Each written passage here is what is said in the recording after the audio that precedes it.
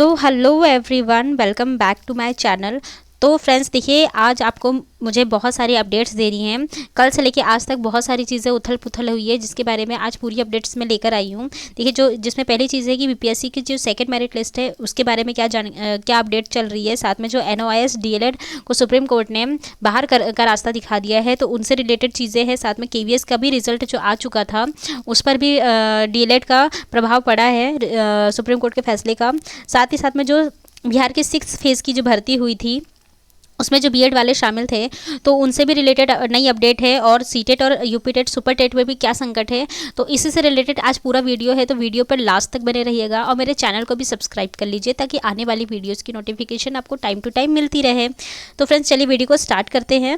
पहली चीज़ मैं आपको बता दूँ कि पहले तो यहाँ पर देखिए, जो एनओआईएस डीएलएड वाले हैं, तो उसमें जो 18 माह का डीएलएड था, उनके नियुक्ति पत्र पर रोक लगा दी गई है। देखिए, राष्ट्रीय मुक्त विद्यालय शिक्षा संस्थान से 18 माह के डीएलएड करने वाले को नियुक्ति पत्र पर केंद्रीय विद्यालय संगठन ने रोक लगा दी है।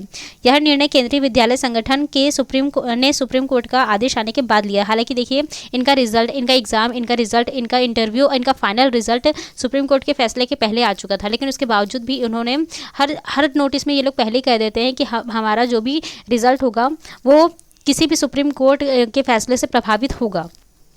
तो अब इसमें से इन्होंने जितने भी एनओआई से डीएलएड किए वाले हैं, उनको अब निकालने छांटने की प्रक्रिया शुरू कर रहे हैं।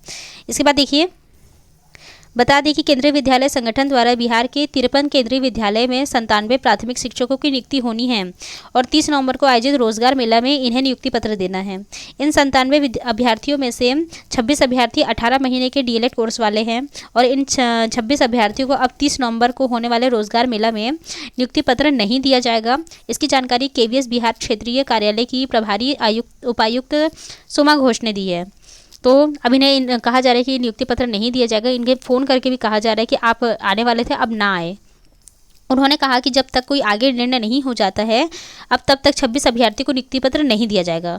बिहार से 2,85,000 शिक्षकों ने किया था कोर्स। तो ये एनआईओएस से ने 2017 में देश भर के सरकारी और गैर सरकारी स्कूलों में कार्यरत शिक्षकों के लिए ये कोर्स करवाया गया था। और बिहार की बात करें तो लगभग 2,85,000 शिक्षकों ने ये कोर्स किया है। इसमें 2 लाख निजी स्कूल और 85,000 सरकारी स्कूल के शामिल हैं। तो अब ये पूरी तरीके से स्पष्ट हो चुका है कि आप वैसे भी सुप्रीम कोर्ट के फैसले के अगेंस्ट नहीं जा सकते हैं। आप देख चुके हैं बीएड वाले फैसले में कुछ भी नहीं किया जा सकता था। तो जो डीएलएड जो एनओआई से किए हैं, 18 माह का कोर्स किए हैं, अब वो भी इनवैलिड हो चुके हैं किसी भी शिक्षक भर्ती के लिए। अब इसके बाद यहाँ देखिए, जो नेक्स्ट न्यूज़ है, तो शिक्षा विभाग के निर्देश के बाद आएगा पूरक रिजल्ट। भीड़ लगाने से रिजल्ट नहीं निकलने वाला है, आयोग ने कहा। और पूरक रिजल्ट के लिए धरना देने पहुंचे थे छात्र। तो यहाँ देखिए, बीपीएससी ने स्पष्ट किया है कि शिक्षा विभाग से निर्देश प्राप्त होने के बाद ही शिक्षक भर्ती का पूरक रिजल्ट निकाला जाएगा और 30 नवंबर तक चयनित अभ्यर्थियों के योगदान करने की तिथि है। इसके बाद सरकार से सभी जिलावार रिक्तियाँ प्राप्त की जाएगी और इसमें किस श्रेणी के कितने उम्मीदवारों ने योगदान नहीं दिया है, यह देखा जाएगा। इसके बाद ही पूरक रिजल्ट संभव है। आयोग ने कहा कि कार्यालय के बाहर आकर भीड़ लगाने से रिजल्ट जल्द प्रकाशित नहीं हो जाएगा। और सचिव जो रवि भूषण है, उन्होंने बताया कि शिक्षक नियुक्ति के पहले चरण में समग्र रिपोर्ट तैयार होने के बाद ही रिजल्ट तैयार किया जाएगा। इसमें अभी समय लगेगा। आयोग का पूरा ध्यान दूसरे चरण पर है। पूरक रिजल्ट तैयार करने में अभी समय लगने वाला है। और इधर बुधवार को काफ़ी छात्र आयोग कार्यालय के बाहर पूरक रिजल्ट जल्दी जारी करने की मांग को लेकर धरना देने गए। तो फ्रेंड्स देखिए, आज जो है जितने भी फ्रेश कैंडिडेट्स हैं जिनका सिलेक्शन हुआ है, उनको योगदान देना है। आज शाम 5 बजे तक आज पूरी रिपोर्ट आ जाएगी। और जो नियोजित शिक्षक है ऑलरेडी, उनको 7 दिसंबर तक का समय दिया गया है योगदान करने का। तो इसके बाद ही एक कंप्लीट आप लोगों को रिपोर्ट मिल जाएगी। उसके बाद ही ये लोग सप्लीमेंट्री रिजल्ट जारी करेंगे। तो इनसे कहा है कि भीड़ लगाने से कोई फ़ायदा नहीं है, आयोग ने स्पष्ट कर दिया है। अब इसके बाद देखिए कि कितने लोगों ने अभी तक योगदान किया है। तो देखिए, 92,000 शिक्षकों ने योगदान किया है। बीपीएससी से चयनित शिक्षकों के लिए आवंटित स्कूलों में योगदान करने का गुरुवार को अंतिम मौका है। शिक्षा विभाग ने साफ कर दिया है कि 30 नवंबर की शाम 5 बजे के बाद योगदान स्वीकार नहीं किया जाएगा। यह आदेश उन पर लागू नहीं होगा जो पूर्व में नियोजित शिक्षक या केंद्र व राज्य सरकार की नौकरी में हैं। इन सभी को योगदान के लिए 7 दिसंबर तक का समय दिया गया है। विभाग को जिला द्वारा भेजी गई रिपोर्ट के अनुसार अभी तक 92,000 शिक्षकों ने योगदान किया है और इन सभी की योगदान तिथि के साथ ही पूरी सूची ऑनलाइन विभाग को उपलब्ध करा दी गई है। बीपीएससी से चयनित 1,20,000 अभ्यर्थी चयनित हुए हैं, जिनमें से 1,10,000 ने औपबंधिक नियुक्ति पत्र प्राप्त किया था। तो इतने लोगों ने 1,10,000 ने नियुक्ति पत्र प्राप्त किया था और इसमें से अभी 99,000 ने ही योगदान दिया है, 92,000 ने योगदान दिया है। आगे की नियुक्ति में जुड़ेंगे खाली पद। बिहार लोक सेवा आयोग द्वारा की गई पहले चरण की नियुक्ति में जो भी पद खाली रह जाएंगे उन्हें आगे की बहाली में जोड़ दिया जाएगा। पहले चरण में 28,800 वैसे अभ्यर्थी चयनित हुए हैं जो पूर्व में नियोजित शिक्षकों के रूप में कार्यरत थे। इनमें से बड़ी संख्या में ऐसे हैं जो नई जगह पर योगदान नहीं कर रहे हैं। तो फ्रेंड्स देखिए, लगभग 28 नहीं 29,000 लगभग नियोजित शिक्षक, सिर्फ नियोजित शिक्षक हैं।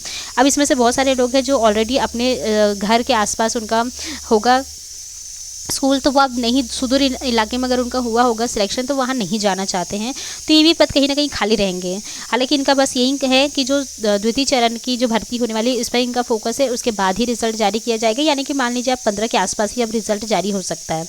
अब जो नेक्स्ट न्यूज़ है यहाँ पर भी देखिए, शिक्षक नियुक्ति परीक्षा के पूरक परिणाम की मांग पर किया गया घेराव। अब जो नेक्स्ट न्यूज़ है जो केंद्रीय विद्यालय से संबंधित है कि यहाँ पर जो केंद्रीय विद्यालय संगठन है तो इन्होंने एक चीज़ ये की है कि जो जितने भी डीएलएड एनओआईस से डीएलएड किए वाले हैं उनका रिजल्ट आ चुका है, सिलेक्शन भी हो चुका है, लेकिन अब उनको हटाने की प्रक्रिया जारी कर चुके हैं, क्योंकि इन्होंने कहा है कि where in the honourable court has held that candidates having qualification of DElEd from NOIS are not eligible for the post of primary teacher. तो इन्होंने कहा है कि, और ये कल की तारीख का है, आप देख लीजिए, तो इन्होंने कहा है कि प्राइमरी पोस्ट के लिए जो एनओआईएस से डीएलएड किए हुए हैं वो एलिजिबल नहीं है, तो अब उन्हें हटाने की प्रक्रिया की जा रही है। हालांकि कहा गया है कि ये इनके ज्ञापांक संख्या में कुछ गलती हो गई थी, तो इसीलिए इसे फिलहाल में साइट से हटा दिया गया है। ये देख लीजिए, यहाँ पर साइट पे अब अवेलेबल नहीं दिखाई दे रहा है, तो देखते हैं कि दोबारा से ये लोग नोटिस जारी करते हैं या फिर कुछ बताते हैं या नहीं। खैर, एक और चीज़ सामने आ रही है, जो एनओआईएस मामले में एक बहुत बड़ी खबर सामने आई है कि बीपीएससी टीआरई 1.0 में जितने भी शिक्षक योगदान कर दिए हैं, कल के जजमेंट के बाद आज से जिलों में जिला शिक्षा पदाधिकारी को आदेश दिया गया है कि एनओआईएस कैंडिडेट का फोल्डर अलग रखा जाए। आज मुजफ्फरपुर जिले में इनके फोल्डर को अलग छांटना शुरू कर दिया गया है और शिक्षा विभाग अब 70,406 पीआरटी रिजल्ट पे रेगुलर डीएलएड के साथ रिवाइज्ड रिजल्ट की ओर बढ़ रहा है। एनओआईएस कैंडिडेट्स रिजल्ट पे जल्दी विभागीय लेटर सामने आएगा। यानी कि एक तरह से अब ये बात की जा सकती है कि जो भी सप्लीमेंट्री रिजल्ट आने वाला है तो उस रिजल्ट पे इनका प्रभाव पड़ेगा और जितने भी एनओआईएस से डीएलएड किए हुए हैं उनको भी बाहर निकाला जाएगा, तो सीट कुछ बढ़ सकती है और जितने भी 2 साल वाले कैंडिडेट्स हैं बस उनका ही सिलेक्शन होना है। अब इसके बाद एक और चीज़ है कि जो बीपीएससी के जो छठे चरण में यानी 6th फेज़ में जो वैकेंसी हुई थी उसमें जो बीएड वालों को शामिल किया गया था पीआरटी में, तो उनको भी अब निकालने की प्रोसेस की जा रही है। लेकिन जो पटना हाई कोर्ट है, इनने इसका जो रिज़ल्ट है, मतलब उनका जो फैसला है उसको रिज़र्व करके रखा है। अभी देखते हैं कि शायद 5 तारीख तक इसका कुछ मामला सामने आ सकता है, इस पर वो अपना जारी कर सकते हैं कि इस रिज़र्व रखे गए फैसले पर इन्हें वापस से हटाया जाएगा या फिर इन्हें रहने दिया जाएगा। तो इन पर भी अभी भी खतरा बना हुआ है।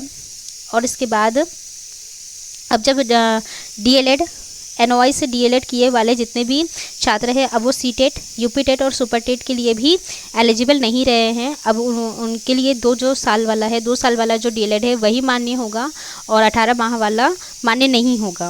और 6th फेज़ में से भी छात्रों को हटाने की प्रक्रिया जारी हो चुकी है। तो देखते हैं कि 3-4 दिनों में क्या अपडेट आती है। जो भी नई अपडेट आएगी उसे मैं अपने वीडियो के थ्रू आपको बता दूंगी। मिलते हैं मेरे नेक्स्ट वीडियो में। Till then stay happy, stay healthy, bye.